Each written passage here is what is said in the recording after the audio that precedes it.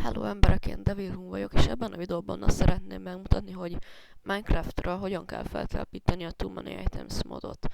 Először is kell egy böngésző, oda beírjátok, hogy Google-ba beírjátok, hogy Too Many Items, és download 1.3.2 ugye a Minecraft verziója. Itt az elsőre rákattintotok,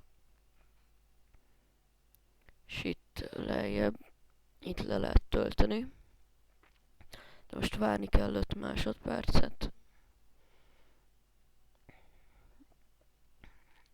És most már lehet kattintani erről, hogy skip ad, és akkor le is tölti. Oké, ez meg is van. Meg kell nyitni WinRAR-ral.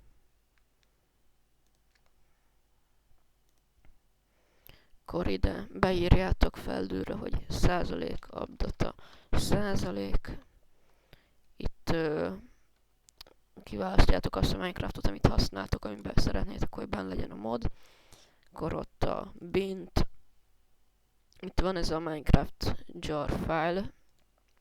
Erre jobbklik, társítás és WinRAR-ral.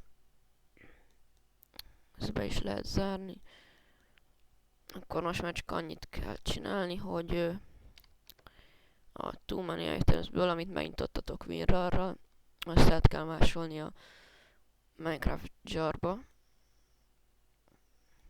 Ezt leokézzátok.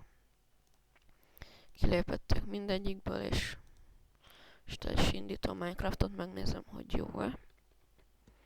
De biztos, hogy jó, elvileg működnie kell.